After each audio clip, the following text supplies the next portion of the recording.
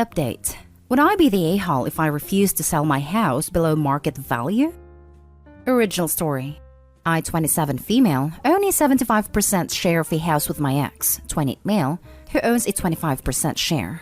The difference is due to my own savings and inheritance money that I put into the house when we bought it a few years ago. Now we are splitting up, mostly because he and I want different things, and he is unwilling to compromise to meet my needs. The house is great, and in the city we grew up in. He loves the place and would like to stay as it has emotional value to him, but due to his lower income, he isn't able to buy me out at market value. He asked I sell him my share below value, which would cost me around $40,000, so he can stay. His reasons are because I don't love the city and the house, and will be able to get something equivalent. I have ambitions to move abroad, so it's more pragmatic to buy him out because I actually want the house. I also have more savings and a much higher income, so indeed it will be easy to get a similar place on my own, while that is impossible for him. While indeed it wouldn't impact me that much to lose the money, I just don't think it's fair, as he's been having much lower living costs due to our lower mortgage, due to the money I put in, and I agreed to give him a share in the first place when I was planning to buy it alone, so he profits due to the increased market value if I buy him out.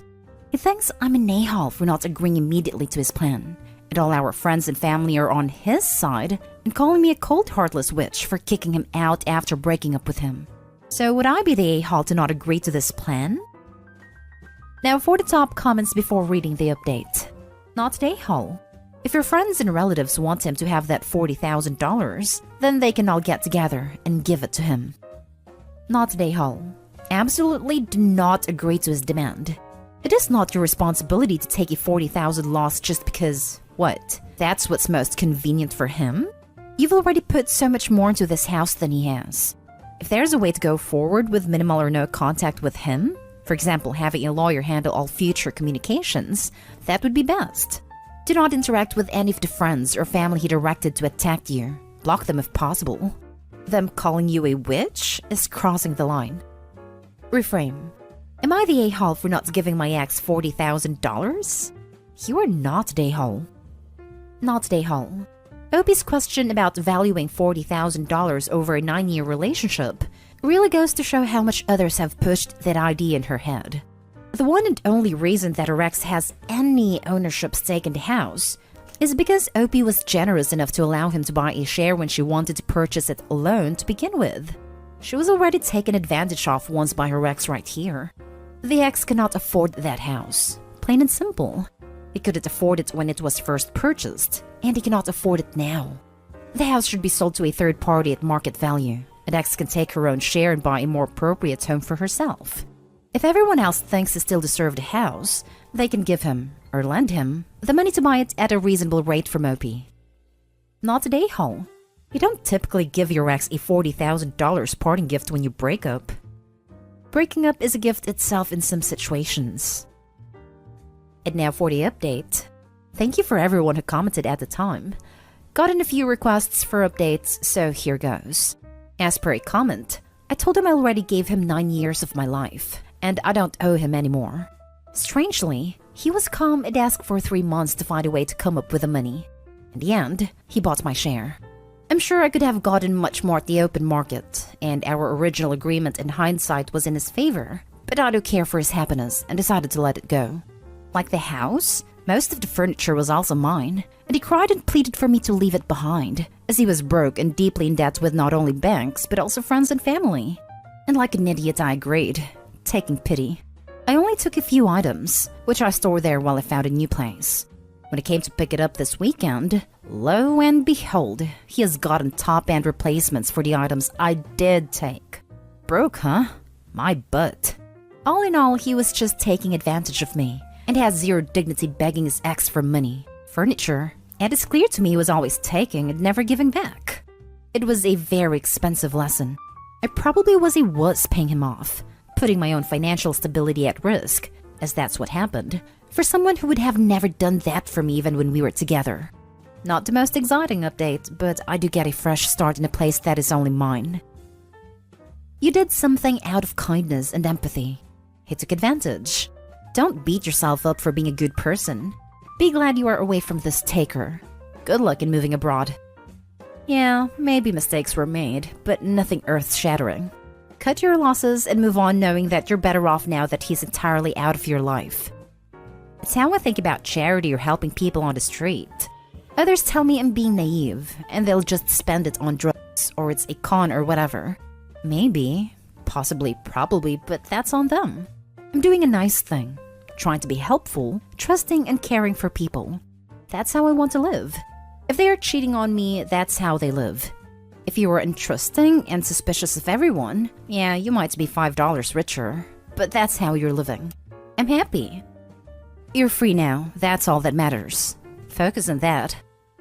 Yep, Opie's free and can have fresh new furniture that matches the new house and isn't tainted by a stanky ex. Way to go, Opie. Enjoy the freedom, new digs, and new things. Oh, he is still broke. Probably bought everything on credit. Don't let appearances fool you. And if he did end up borrowing from friends and family in order to buy Opie out, won't they be thrilled when he stiffs them? Next story is titled, Would I be the a-hole if I told a friend that her experience was not traumatic and that she is spoiled? I have a friend, 27, that had an agreement with her parents that they would let her live for free in a second home that they own, provided that she was in school and working towards a degree. But she dropped out of school 5 years ago and has made no plans to return, while living for free in this home. Her parents decided to sell the house last year. It was a typical home sale, and she had about 3 months to pack, move, and find a new place. She never packed or found a new place, and as a result, ended up moving in, for free, to her childhood bedroom in her parents' primary home. Her father and I frantically packed everything days before the closing, and she hadn't done anything herself. Now she retells the story that the home was sold out from under her, and that she wasn't given the opportunity to buy it. No way she would qualify for a mortgage based on lack of credit and income, and that she became homeless after the sale and that the situation was traumatic for her. She keeps acting like a a-hole and blaming everything on her trauma. I'm so sick of listening to her retell the events this way so many times. So would I be the a-hole if I point out that many people would have been very grateful for years of free living, that she was never homeless, and that she is acting spoiled? Not the a-hole. 1. She was never homeless. 2. She could move back to her parents' house. Not everyone can. 3. She's been living for free for a few years. That's already a big benefit. Yeah, to her, it may seem bad because she was used to the comfort, but it's not traumatic at all objectively. She's still living for free. Basically, her free home got smaller. Now she only has a free room, and likely free meals, etc., with shared use of all the main areas instead of an entire free house to herself. She didn't even have to pack. Enablers Opie and Dad came and did it for her. I'm not entirely sure Opie and the dad should be called enablers. The purchase agreement between the seller and buyer may have contained a clause that the home is vacant prior to closing. This is so the new owner doesn't inherit the tenant and have to deal with evicting her and all that which goes with it. Also, there could be financial issues for the seller/dad. Sale falls through, reimbursing buyer expenses, inspections, etc. Maybe storage fees for the buyer's belongings and hotel rooms for buyer until they can move in possibly. It would be easier for the dad, and Opie, to pack the daughter's stuff.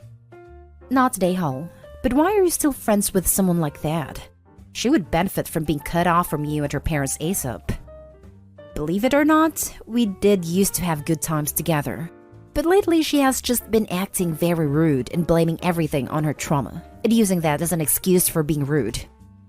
Maybe suggest for her to go to talk to a therapist about it? I feel like one big thing must have triggered all this, to be honest. And maybe she just doesn't realize she needs to talk to a professional. Not a-hole. At first, I thought it was going to be something, and I was going to say people have different experiences. But no, this is her just being spoiled and kinda lazy. Next story. Am I the a-hole for sticking by my no family policy? I, 52 female, inherited some money and decided to invest some of it in properties to rent out.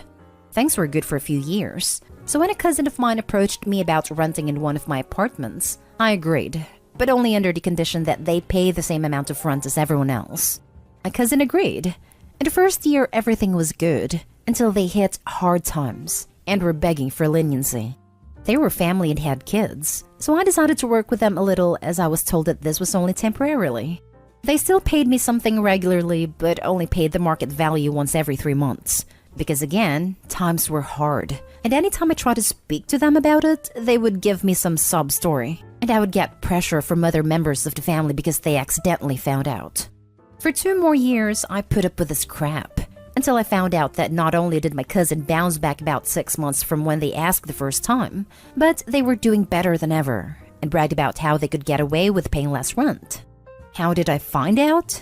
The wife posted pictures of a trip in social media because she loves to brag. When I confronted them, they tried to say that the trip was paid for by someone else, but when they refused to provide proof, I hit them with an eviction.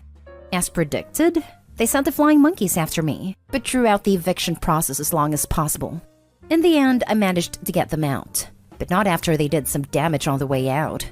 I'm still angry and refuse to talk to my cousin or his wife to this very day. After that, I made a no family policy and made it known to relatives that while I would recommend them other places to rent, they could never rent with me. Everyone eventually seemed to get it, or at the very least stop pestering me about it, until I was approached by another cousin, other side of the family, and asked if she could rent for me. I told a gentle but firm no, and explained my reasonings. She seemed disappointed but didn't bring it up. However, I did get an earful from her mother told me that it wasn't even their side of the family that screwed me over, so they shouldn't be punished. Am I the a-hole? Now for the comments. Not the a-hole. The mom's reaction just solidifies why you have that policy. She feels entitled. Pretty much guaranteed to have the same issue if you rent to her. Not the a-hole. You're not going to have a similar experience. You already have had it thanks to the mom's reaction. Respond, I appreciate you proving my point with the action you chose to take. You made a decision to inappropriately insert yourself into a legal agreement to demand special treatment. Your message is a perfect example of the exact reason I do not rent a family. Thank you for giving me such a reminder. Not the a-hole. You learned why it's often a bad idea to do business with, or lend money to, family. If people can't respect that boundary, it's on them. Not the a-hole. Never, never do business with family. Business of any kind. Don't give them loans, don't sell them stuff, or buy stuff from them. None of it is ever worth it. If you want to just give a family member money as a gift, fine. But as soon as it becomes about a loan or a business of any kind, it'll just cause problems. I agree. You can call it a loan, but be prepared for it to become a gift with no hard feelings. If you aren't good with that outcome, you should always say no. Not the a-hole. The rental process between me and a potential tenant is just that, between me and the potential tenant. The fact that you are involving yourself in something that is frankly none of your business is exactly why I have this no family policy in place. I'm sorry your daughter was disappointed, but you are exhibiting exactly the behavior that contributed to this policy in the first place. Last story is titled, Am I the a-hole for not helping my sister who currently could be homeless? My sister and I didn't have the best relationship growing up. She spread lies and rumors about me, and she did cause 2 of my breakups and was always my parents' favorite kid. My parents eventually disowned me, and I quickly cut them from my life and paved my own path. I would say I'm pretty successful. I do own multiple properties throughout the US, including one next to my old home where she still lives. The house is currently vacant for personal reasons, but I do go there often enough to prevent squatting. My sister recently called me up, presumably finding my number from the internet, asking if I could help her. She went on this whole spiel about how her boyfriend was abusive and so forth. I mean, it is probably true, but karma. I just simply replied, "Oh, that sucks," and hung up. I did not need her in my life anymore. She called me again a week ago, and I simply asked if she had any friends that she could go with. And she said that she lost most of her friends, and the person who she is currently living with has to move. She knows I own property, and she asked if she could use it. She says that since I already pay property tax, that her living there would do nothing. I mean, I could probably afford it, but out of literally any person in the world, I would not let her there. I would literally rather it burn down. So I just said no, and if she did come to the property, that I would call the cops. I do live about an hour away in the city, not across the country. I just told a couple of friends, and I hoped they would enjoy the schadenfreude with me. Not all of them, but a couple told me that I was unnecessarily being a jerk, and that I should have some empathy for her since our parents passed away and she was close to them. Not A-hole. Why are the stable siblings/children always supposed to rescue the messed up siblings/parents? As someone who has a sibling like that living with me right now, I wonder this all the damn time. Give your messed up sibling a move-out timeline and enforce it. I finally have, thankfully. There's a light at the end of the tunnel. The tunnel would have been further away, but he refuses to go to therapy and deal with his mental illnesses, and he has opportunities to work again. So I'm less willing to have my life ruined. I didn't want him homeless during the worst of the pandemic and the rest of our family died, so I was patient for a while, but I'm not going to deal with someone being emotionally abusive when they refuse to help. No a-holes here. She wasn't really an a-hole for asking. You were fine for saying no. You really shouldn't expect other people, though, to celebrate a mistreated victim having nowhere to go. And it sounds a lot like your parents played favorites and had a golden child/scapegoat dynamic. Which means that you were likely both mistreated children, and her early bad behaviors towards you are manifestations from the parental mistreatment. It doesn't mean you need to forgive her or be nice to her, but it does mean you shouldn't expect other people to feel good about her being hurt further. Yes, being the scapegoat hurts worse, but being the golden child is also a form of child mistreatment generally. Yep, this. I agree the OP was likely hurt more growing up and would never expect someone to take any sibling, or anyone, with this dynamic in history. If I were friends with the OP, I would 100% support their decision to not help their sibling out. They're just not the person for this, and they absolutely owe her nothing. But I would also think it would be a jerk move to expect me, as a friend, to feel great that a mistreated woman had nowhere to go, especially when the dynamic the OP describes with her parents. Not a-hole with a caveat. Not wanting your sister in your life for reasons is perfectly acceptable. Gloating to your mates over it doesn't seem like the classiest of moves, however. Were they aware of the status of your relationship with your sister, or was this news to them? In any case, you can keep her out of your life without necessarily being smug or triumphant about it.